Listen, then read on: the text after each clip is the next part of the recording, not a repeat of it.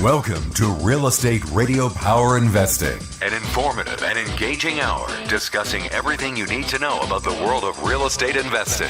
Your host, Tom K. Wilson, provides you with insight and guidance from his years of experience as a successful real estate entrepreneur on how to buy, sell, finance, and invest in real estate, and much more.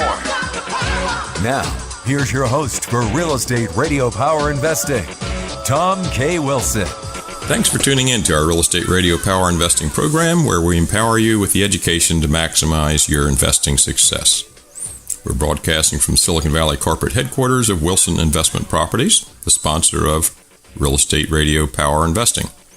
Wilson Investment Properties is a national syndicator of commercial and multifamily properties throughout many markets and many asset classes. I'm Tom K. Wilson, your host for this weekly radio show on multifamily and commercial investing and syndications.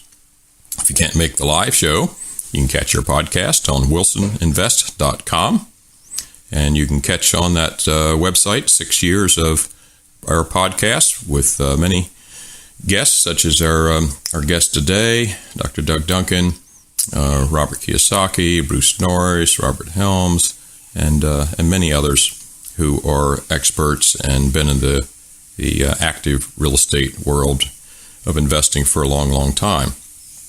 Also, by signing up and going to wilsoninvest.com and signing up for our newsletter, which comes out every other week, you also will get access to the new syndications, which are private placement memorandum syndications that are only allowed by SEC rules to be offered to those that we already have a relationship with. Go to bacom.club, BACOMM.club, for information on our monthly education meetup venue that's held in Silicon Valley on commercial and multifamily investing with world-class speakers. Our program today is with Dr. Doug Duncan, Chief Economist of Fannie Mae, who will be coming out, if you're listening to this, before the date of May 23rd of 2019, you can go on bacom.club and sign up to hear Dr. Doug Duncan speak as our keynote speaker for that evening. Dr. Duncan is Fannie Mae's Senior Vice President and Chief Economist. He's been there 11 years going into the 12th year, so he came in at a critical time in the big transition and the Great Recession. He is responsible for providing all forecasts and analysis on the economy, housing, mortgage markets for Fannie Mae. He's a supporter of the investment community. He's responsible for strategic research regarding external factors and the potential impact on the company and the housing industry. Before being at Fannie Mae, he was the chief economist at Mortgage Bankers Association for 7 years. Named one of Bloomberg Businessweek's 50 most powerful people in real estate. And prior to joining Fannie Mae, he also was with the Mortgage Bankers Association, as I indicated. Received his PhD from Texas A&M. And it's always a pleasure to have him back with us. Thank you, Doug, for joining us, and welcome back. You bet. My pleasure.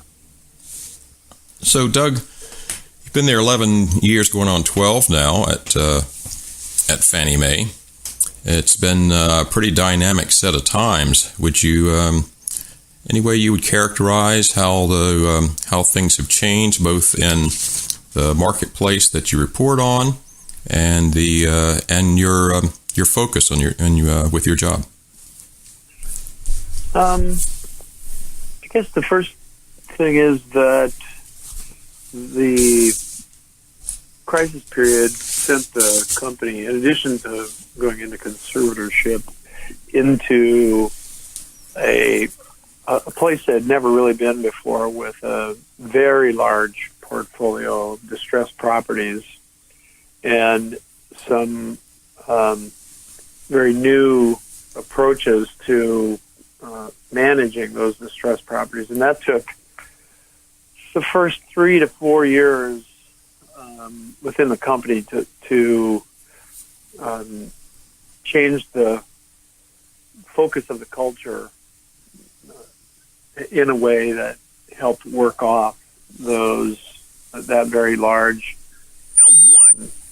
pool of distressed properties. That within the company it was referred to as the block of granite or the mountain,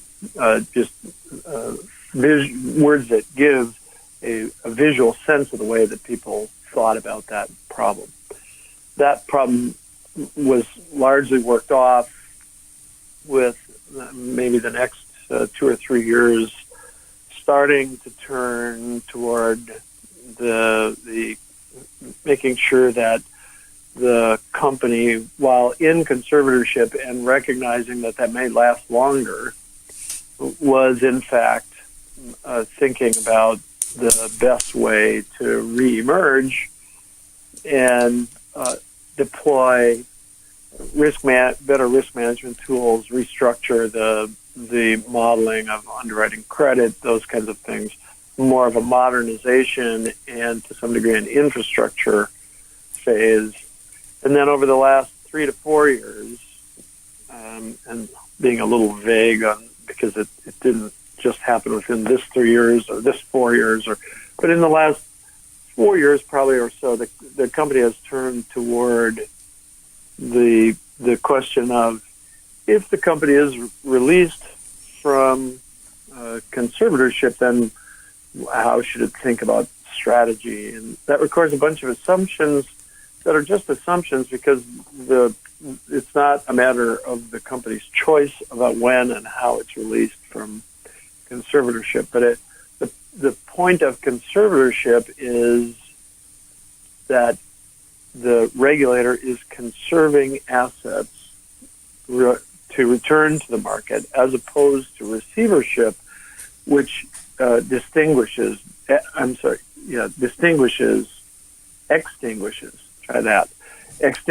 company. So the fact that it was conservatorship was important, and it gave a reason to give some thought about the future. So that's what's been going on for the last 3 or 4 years. In terms of the broader market, there was a phase maybe in the 2012 or 13 time period when there was some public discussion about the new normal. Well, I'm not sure we're still quite at the new normal, but it certainly was premature back in the 2012 or 2013 time period, because one of the things that we discovered both within the company and within the market broadly was that, in fact, the whole supply function in the housing market had been significantly disrupted. And additionally, the rule changes through Dodd-Frank and some of the other regulatory changes meant that there were a lot of differences in the functioning of capital markets as well. So, and that's broader than just in the housing space. Bank behavior was changed by the alteration of the regulatory environment.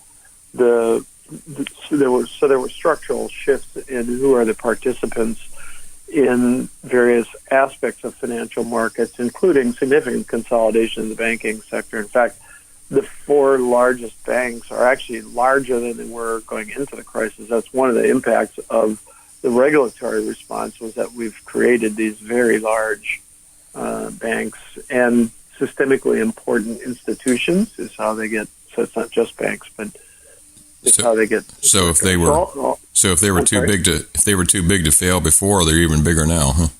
Certainly the case.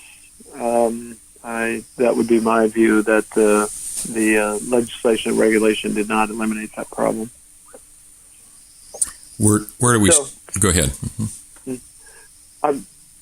So what happens next?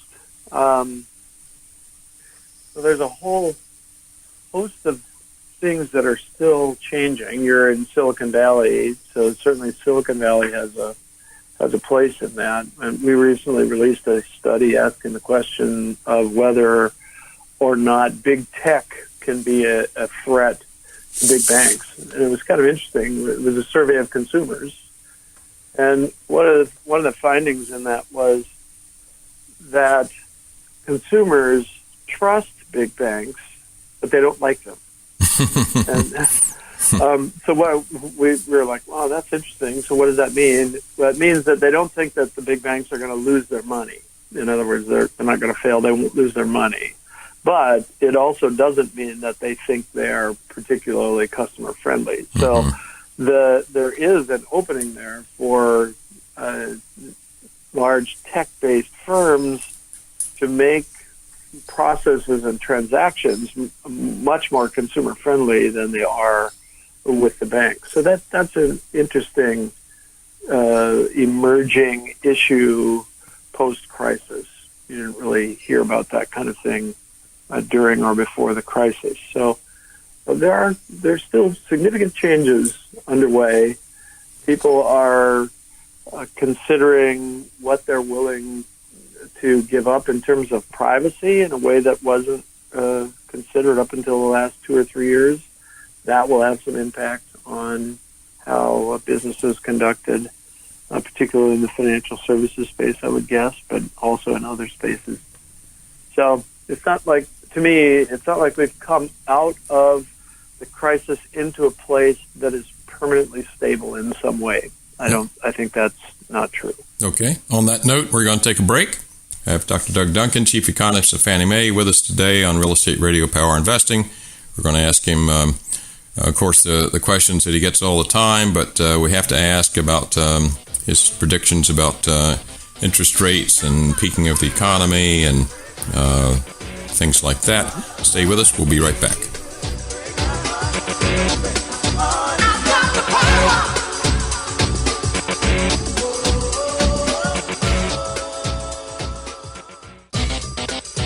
Welcome back to Real Estate Radio Power Investing. Streaming live on iHeart, TuneIn, and KDOW.biz. For more information on today's topic or guest, visit TomWilsonProperties.com.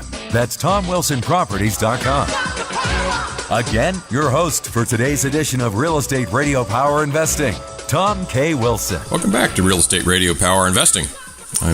We have Dr. Doug Duncan with us today, Chief Economist with Fannie Mae, telling us about the State of the Union from his perspective and what he thinks is evolving. Doug, certainly one of the metrics that was a significant one that we all watched at the time of the crash was the percent of home ownership. It went from 69 some percent down to 63 something. Mm-hmm. And where are we today? We're north of 64. I think it's 64.2%. So a slight recovery. Mm-hmm. Yep. And where do millennials stack up? Of course, we've talked before about the popular thought in the past that millennials weren't going to buy, and you were one of the early ones, I think, to say, wait a minute, I think they're just delayed household formation. What's happening with that demographic? Well, the millennials are driving the demand curve to buy houses. They're doing exactly what they said they would. Even in our first survey of June of 2010, over 90% said we eventually want to buy a home. Set out a set of conditions that would have to happen before they could buy a home. Now, starting in 2015, they became the driver of the demand curve, and they won't peak for another 6 or 7 years, probably. What changed that? Just their aging? That's a piece of it, because the homeownership does increase as households age. But more importantly, employment increased. In other words, the unemployment rate went down, and employment spread more broadly across the country into areas where land is less expensive, and therefore you can build entry-level houses more closely aligned with household incomes. They also grew in their employment, and while delaying by about 2 years beyond what is normal for a cohort, they have been getting married and having babies, and those are triggers to buy houses. Mm-hmm. So we're now, I think, at tied with 1969 for the lowest unemployment in that period of time, down 3.6 or something. Of course, one can talk about how real is that number. I know how different the algorithm that measures it is from 50 years ago, but on the surface, one would say, wow, this is really fantastic, and yet it's in the face of the highest debt we've ever had. So to talk about that, why do we have such good unemployment in an economy where we have the highest debt in history? Well, there's two sides to the debt story. One is the pace of expenditure growth. The other one is the pace of revenue receipt. One of the myths of the 1980s was that the Reagan tax cut caused large deficits. If you go back and look at the published federal statistics, you will see that nominal tax revenues at the federal government grew every single year of the Reagan administration. It's just that expenditures grew faster. And that's the same thing that we see today. So the debt is something that, and you'll hear politicians talk about the mandatory expenditures. They're only mandatory because they haven't changed the law to make them non-mandatory. So that's a dodge from doing the responsible thing, which would be reforming entitlements, which is our biggest problem. Yep. Just cut expenses. Well, cut expenses in general and reforming entitlement. Yeah, that's right. Which I don't. To me, there's, we've gotten so used to these gifts that we call it entitlement, but a lot of it, right, other than Social Security, Medicare, and a few others, they're gifts, right? Nothing earned that we're giving back. Yeah, so the employment side is that the economy is growing pretty well.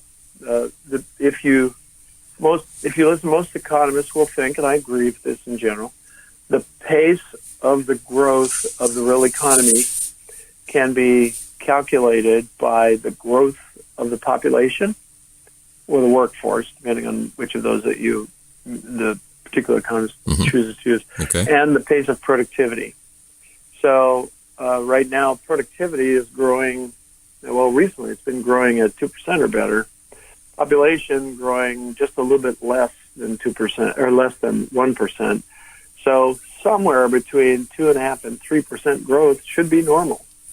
And it's been, last year it was over 3%, it was 3.2, so it's a little bit above trend. This year we think it'll be closer to trend.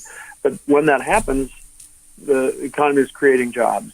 And the good news in the last couple of years has been that the income growth for lower income households had been lagging, but now it's picking up and accelerating faster than for higher income households. Okay. So are you still a believer that indeed our high debt and therefore the debt service that we have to give and therefore a less percentage of our dispensable income is available for other things? Are we, in spite of that, are we still kicking the can down the road and doing reasonably well just because other economies are doing about the same or poor? Well, we're still the best performing economy on the planet, of the major economies for sure. And part of that is we're still an entrepreneurial, market-based capitalistic system, which has been proven over the generations to be the best structure for creating wealth and income. The debt will ultimately have to be paid, but you can actually grow away from that and make it a minor issue, but it requires constraint on spending. And Canada actually did that. If you go back 20 years ago, they had a debt problem that was very similar to ours, but they took some serious action to constrain the growth of spending slower than overall economic growth, and in about a decade grew out of it. So it's a matter of political will. So I guess political will reflects is a reflection of who gets elected, and who gets elected is by the people who if they see more benefit than pain, I guess they'll elect the folks that do what they want and give them stuff, right? If at some point they start to see enough pain, then maybe they'll change whom is making the decisions. Mm-hmm. Well, people are willing to be led, however. I mean, during the Reagan administration, there was a reform of Social Security, which made it sound for a pretty substantial number of years. So the will was gathered with both parties involved to do that. So part of it is simply a matter of leadership. Today, one of the things that you're seeing in the marketplace of politics is this issue of modern monetary theory, which at a very surface level suggests that since interest rates haven't risen with the rise in deficits, why not simply keep spending on the various things that you would like? I heard the other day someone said, well, the other way you could look at that is why not stop taxing? If it doesn't matter how much you're spending, just keep the level of spending, right, and stop taxing.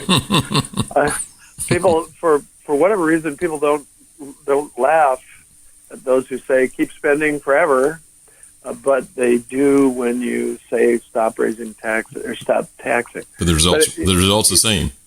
Yeah, exactly, and at some point it will have to be paid for. Mm-hmm. Okay. Let's take a short break. You have Dr. Doug Duncan, Chief Economist of Fannie Mae, with us today. We'll be back on Real Estate Radio Power Investing in just a moment.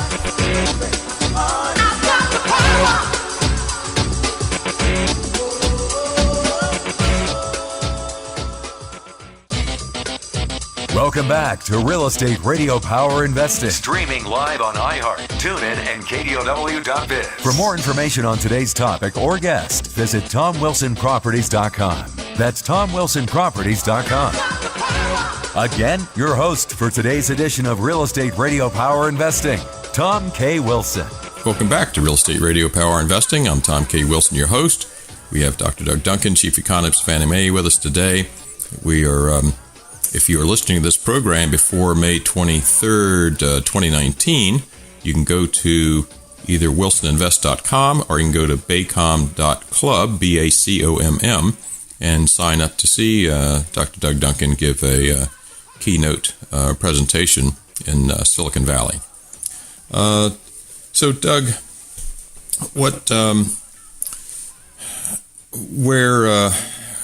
where do you think the Fed rates are going to go? Are we done? And we're going to start now using these as bullets to ride back down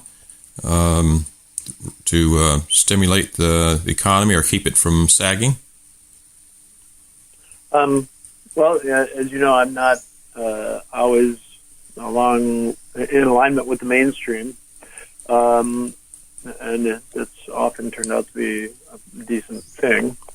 Right now, I think that Chairman Powell clearly took a cut in rates off the table, and whether or not there's another increase in rates or more than one coming, the two things that are going to be important to watch are what's the pace of inflation and what's the pace of growth.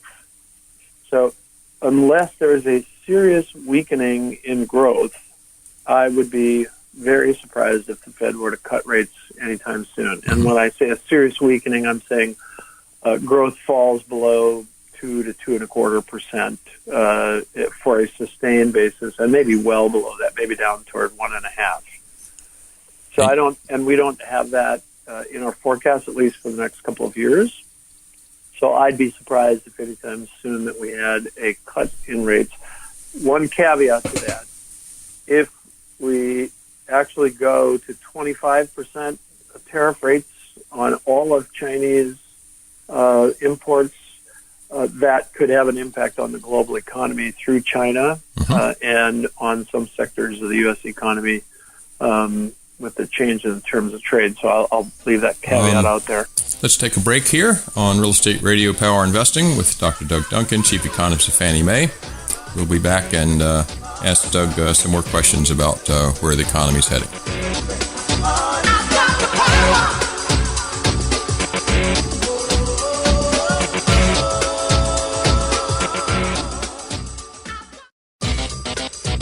Welcome back to Real Estate Radio Power Investing. Streaming live on iHeart, TuneIn, and KDOW.biz. For more information on today's topic or guest, visit TomWilsonProperties.com. That's TomWilsonProperties.com. Again, your host for today's edition of Real Estate Radio Power Investing, Tom K. Wilson. Welcome back to Real Estate Radio Power Investing. I'm Tom K. Wilson, your host, and this Real Estate Radio Power Investing is sponsored by Wilson Investment Properties, website wilsoninvest.com. So, Doug, at this point, your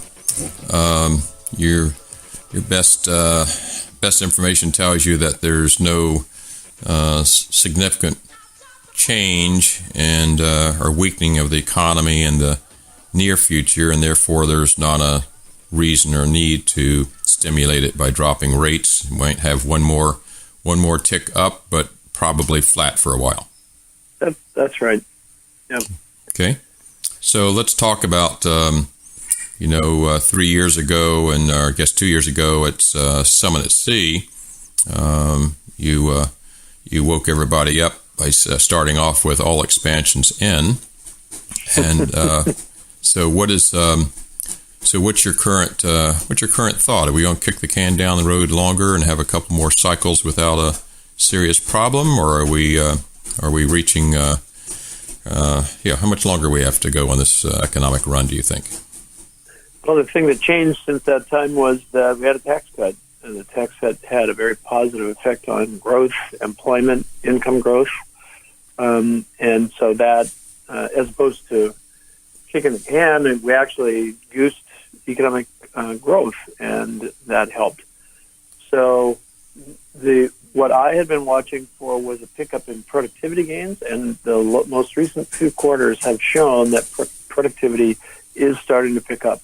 That, in and of itself, suggests to me that we could see some extension of this expansion. They all do end, but Australia, I think, is in year 26 of their recent economic expansion. So the date is not necessarily just a function of their age, but rather how well they're being treated as they age. How would you label Japan's relative flatness for 20-some years? Well, that's, we talk about our debt at somewhat like about 100% of our annual income. Japan's is 2.5 times, or 250% of their annual income. There's a limit to which the expansion of debt can support growth, and at some point it starts to be a retardant to growth. So we're pretty close to that border. So to do what I was talking about, which Canada did, which was to grow away from it, pretty important at this point, somewhere in the near term, to start constraining spending. Okay. So do you see us being kind of on a steady course for through 2020? Yeah, that's our current forecast is this year for about 2.25% economic growth, which is right at the trend potential. As measured by GDP, or?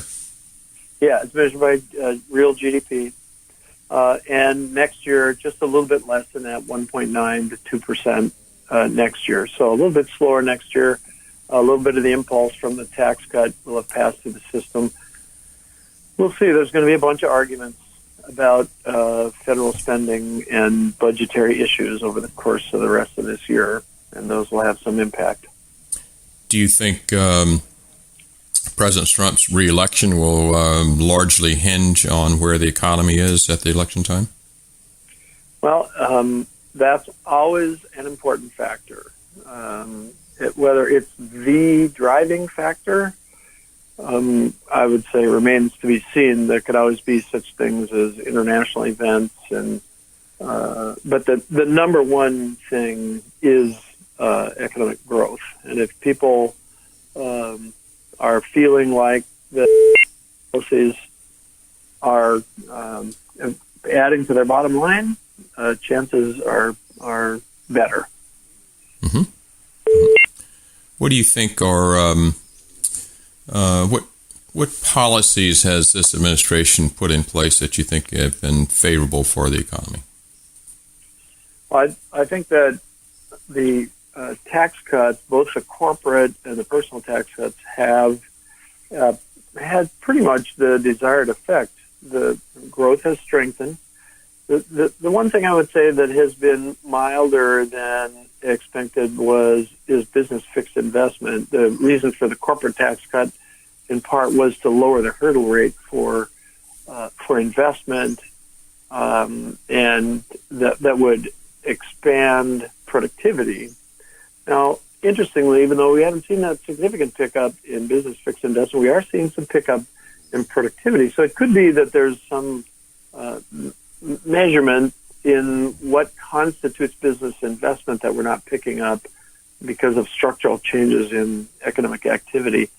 Especially that will be worth investigating if the gains in productivity continue to be registered. Okay. Let's take a break here on Real Estate Radio Power Investing with Dr. Doug Duncan, Chief Economist of Fannie Mae. We'll be back and ask Doug some more questions about where the economy is headed.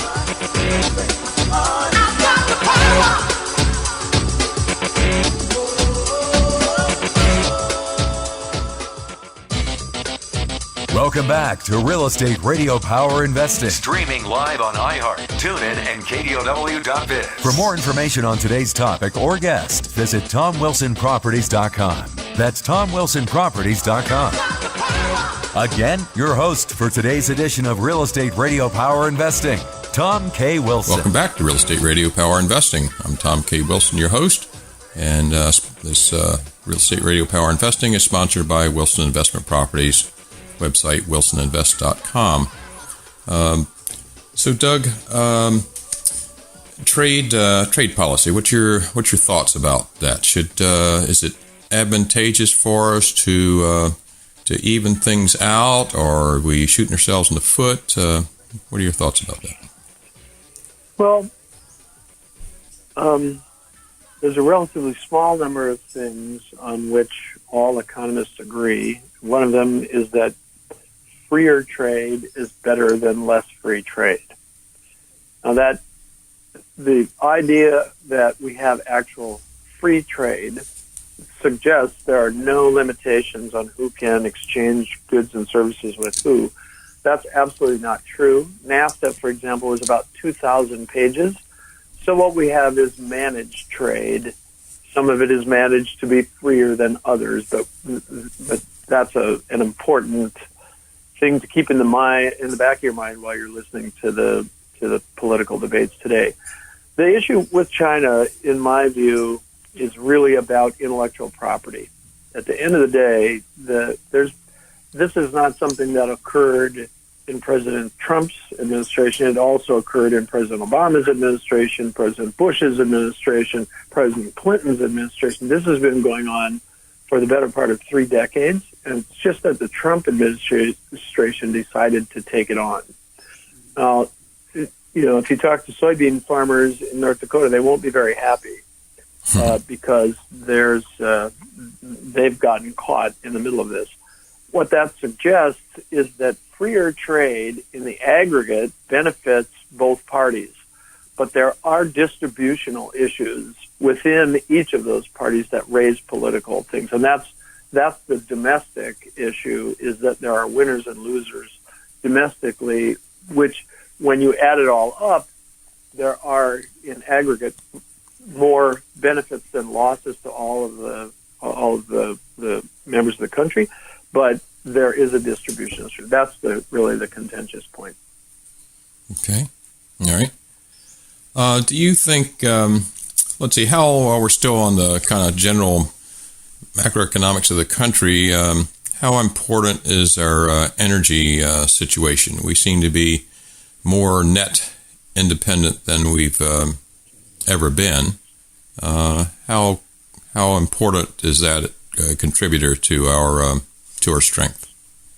Well, there's no question energy is a major factor in economic activity, whether it's as a cost for households and businesses, which, by the way, innovation and efficiency improvements have actually reduced the per unit cost for both households and businesses.